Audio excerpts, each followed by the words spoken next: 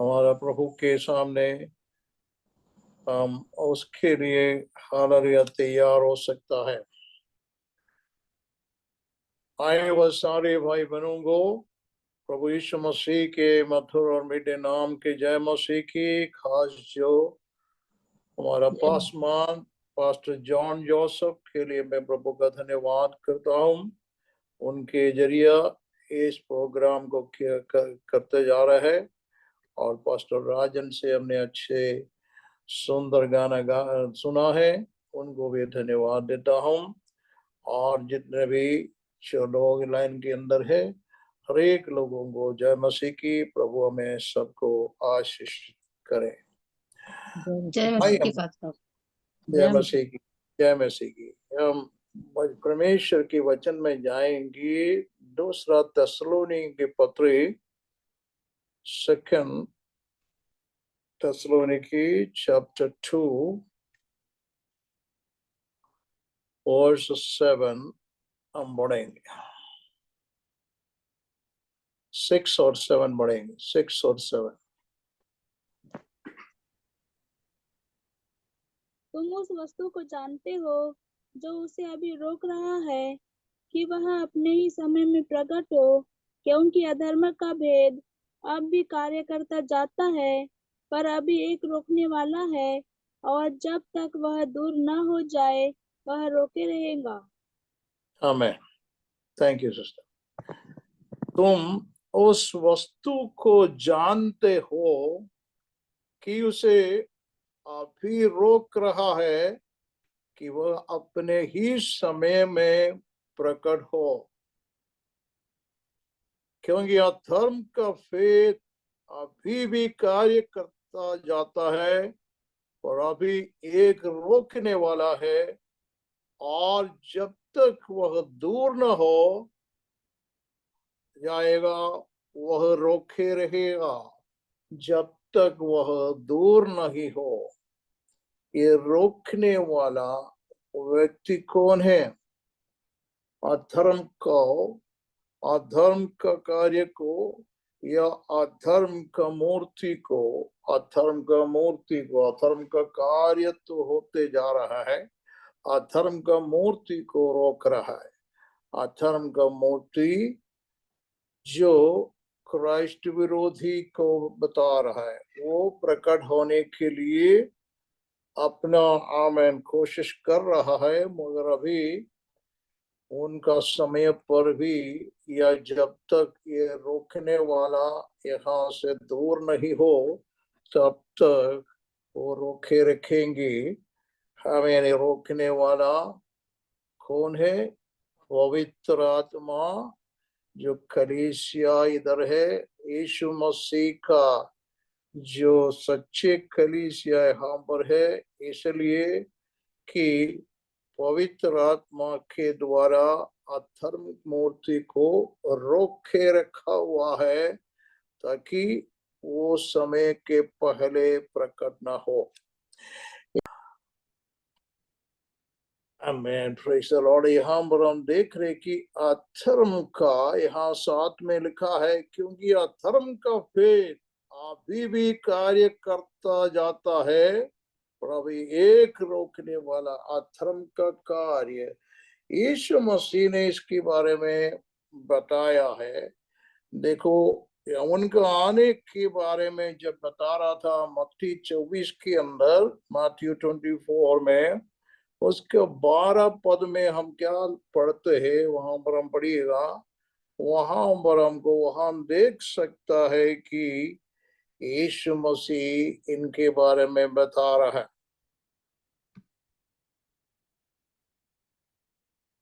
पढ़िएगा, इसको मिला पढ़िएगा। अधर्म के बढ़ने से बहुतों का प्रेम ठंडा पड़ जाएगा। आमीन। अधर्म को बढ़ने से, अधर्म बढ़ता है।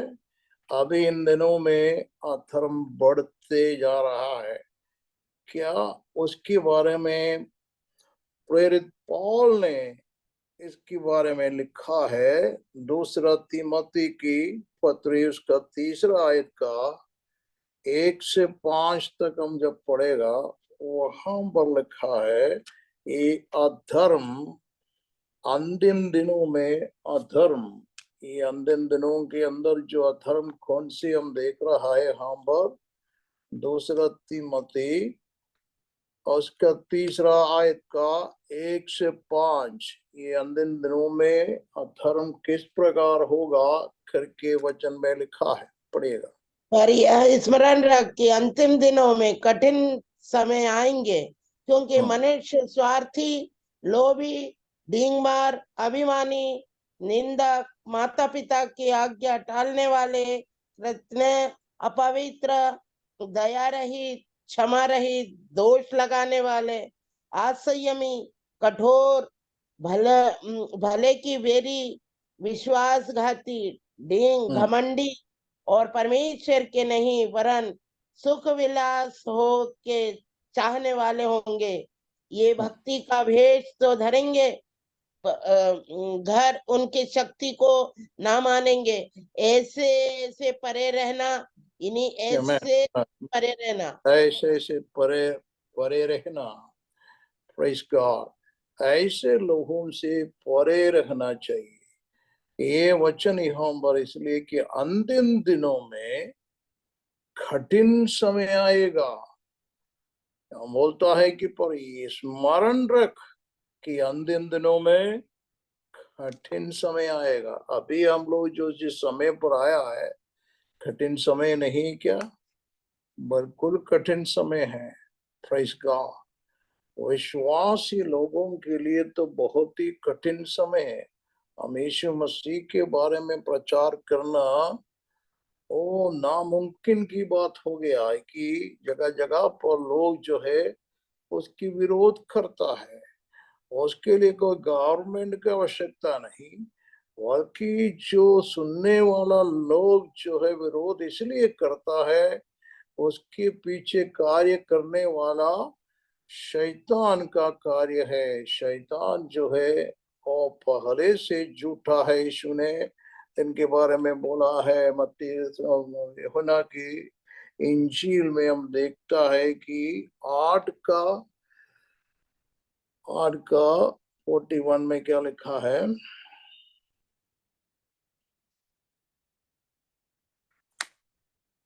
यूहन्ना 8:41, तुम अपने पिता के समान काम करते हो। उन्होंने उससे कहा, हम ये विचार से नहीं जन्मे, हमारा एक पिता है अर्थात परमेश्वर। तुम तुम्हारा पिता के समान काम करते हो। उसका 44 तो पढ़िएगा। तुम अपने पिता शैतान से हो और अपने पिता की लालसाओं को पूरा करना चाहते हो। वह तो आरंभ से हत्यारा है और सत्य पर स्थिर न रहा, क्योंकि सत्य